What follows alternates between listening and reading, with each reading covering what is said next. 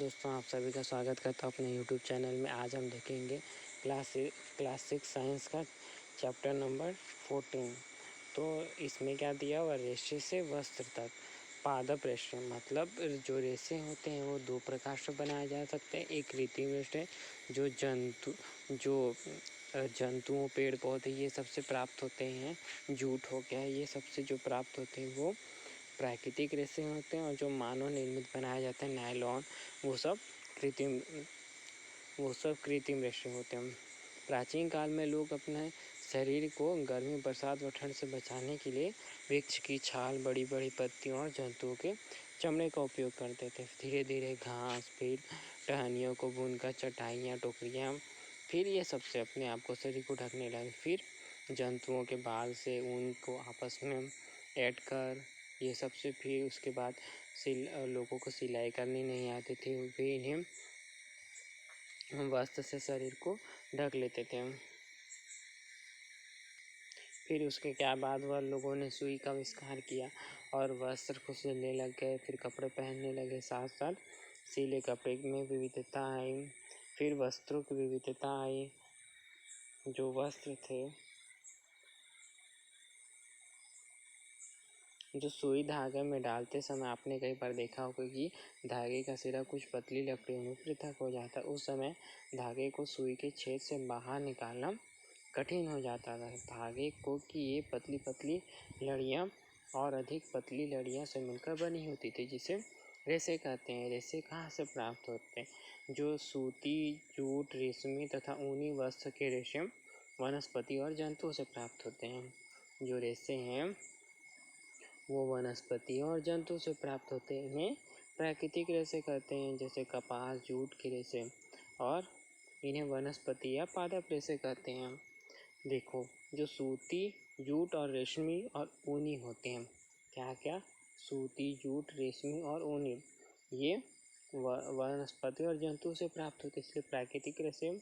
और कपास और जूट से जो प्राप्त होते हैं इसे वनस्पति रेशे। जो कपास है, कपास के पेड़ होते हैं, जूट होते हैं, ये दोनों पेड़ों से प्राप्त होते हैं, इसलिए इसे पादप रेशे कहते हैं। और ऊन व रेशम, इससे जो प्राप्त होते हैं उसे जंतु रेशे कहते हैं, जैसे खरगोश या ऊँटों के बाल से।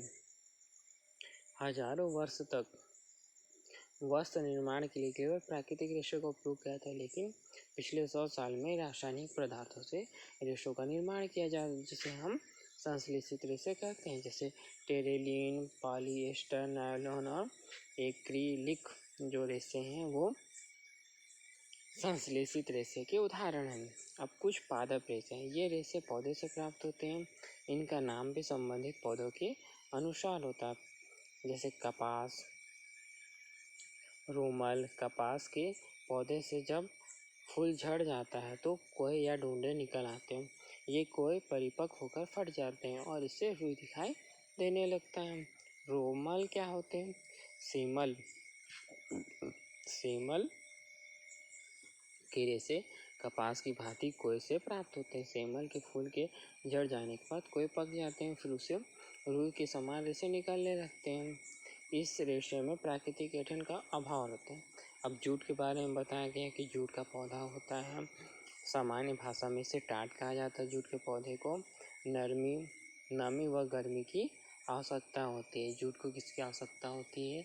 नमी की, मतलब जो जैसे किसी भी चीज़ को थोड़ी उसमें पानी की मात्रा होती है उसको नमी बोलते हैं, है ना। 100% में 25% अगर पानी की मात्रा है तो उसको हम नमी बोलते हैं। और गर्मी की आवश्यकता होती है। जो जूट का पौधा है 12 से 15 फुट होता है और फूलों के मुरझाने के बाद पौधे को काट लिया जाता है। इसमें तने की कई दिनों तक पानी में डालकर गलाया जाता है। इसमें तनों की बाहरी छाल गल कर अलग हो जाती है और शेष भाग कोमल पीले रंग के चमकदार रेशे प्राप्त होते हैं। और फिर नारियल का रेशा नारियल की छाल के ऊपर स्थित रहता है। इसे गद्दियाँ तथा रस्सियाँ भी बनाई जाती हैं। और रस्सियों से, इसकी जो रस्सी है अगर उसको पानी में करके हम कहीं भी बांधते हैं तो बहुत मजबूत बंध आता है। इसको जो बिल्डिंग वगैरह बनाने में ये नारियल की रस्सियों का बहुत प्रयोग किया जाता है। जो वस्त्र जो रेशे होते हैं उससे क्या का निर्माण किया जाता है, धागे का निर्माण। फिर उससे धागे का निर्माण करके जो रेशे होते हैं वस्त्र की मूल इकाई होते हैं। ठीक है, रेशे क्या होते हैं, वस्त्र से मूल इकाई होती है। रेशे से वस्त्र निर्माण की प्रथम चरणीय कताई होती है। कताई का काम पहले हाथों से, फिर उसके बाद तकली और चरखे होते हैं। फिर उसके बाद वो मशीन आने लगी नए नए युगों के, है ना, तो उनसे बनने लग गया। रेशे को धागे में बदलना कताई कहलाता है। यह वस्त्र निर्माण का पहला चरण है। इसके बाद धागा बुनाई के लिए तैयार किया जाता है। फिर करधे की बुनाई, ये क्या कर रहे हैं, करधे की बुनाई कर रहे हैं। इस टाइप से जो बुन बुन के जो सघन संरचना होती है और ये झीनी संरचना, इस टाइप से बुनते जाते हैं।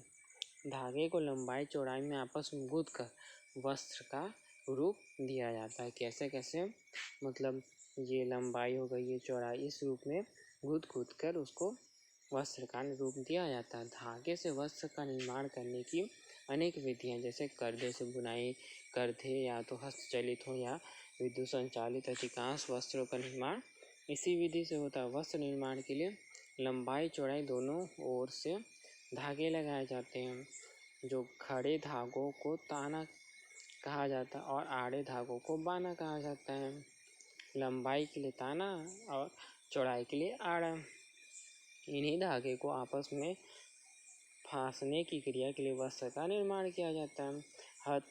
हाथ करधे के आविष्कार से बुनाई का काम पहले से सरल हो गया था। आजकल अधिकांश वस्त्र निर्माण कारखानों में विद्युत चलित यंत्रों की सहायता से वस्त्रों का उत्पादन बड़ी मात्रा में हो जाता है। सादी बुनाई में लंबाई की ओर से यदि वस्त्र में देखा जाए तो ताने का पहला धागा बाने के ऊपर और दूसरे ओर नीचे, तीसरा फिर ऊपर, चौथा उसके नीचे, इस प्रकार जो बुनाई का कार्य होता है वो चलते रहता है। फिर सिलाइयों से बुनाई।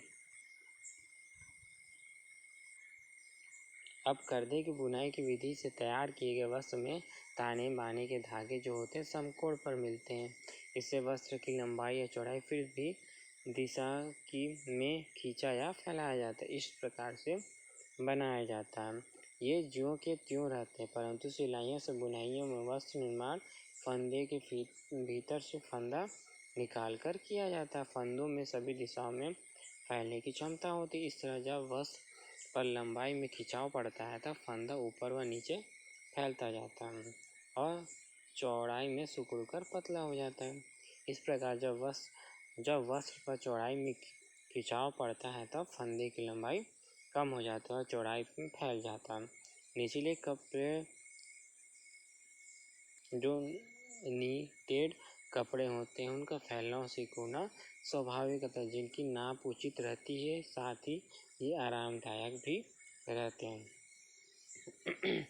तो हमने इसमें देखा, सबसे ज़रूरी चीज़ देखा हमने कि प्राकृतिक रेशे क्या होते हैं और कृत्रिम रेशे क्या होते हैं। जो पहले मनुष्य थे वे प्राकृतिक रेशे का, पहले उनके पास पेड़ों पौधे की पत्तियों से अपने आप को ढकते थे। फिर उसके बाद धीरे धीरे वो जानवरों की खाल वगैरह यूज़ करके फिर धीरे धीरे प्राकृतिक रेशों का उपयोग करने लगे। और जैसे जूट, कपास, पादप हो गया, जैसे वनस्पति रेशे हो गए, जंतु रेशे हो गए, पादप रेशे हो गए, तो इन सब का प्रयोग होने लगा। फिर धीरे धीरे जो प्राकृतिक कृत्रिम रेशे हैं उनका भी प्रयोग होने लग गया। और पहले तो हाथ से बनाए जाते थे तो इन्हें बनाने में ज़्यादा टाइम लगता था, लेकिन फिर और जो उत्पाद हैं वो कपड़े भी कम बन पाते थे। लेकिन फिर जब मशीनों का प्रयोग होने लग गया तो ज़्यादा मात्रा में कपड़े बनने लगे और समय भी कम लगने लगा। बस इस चैप्टर में इतना ही चीज़ को बताया गया है।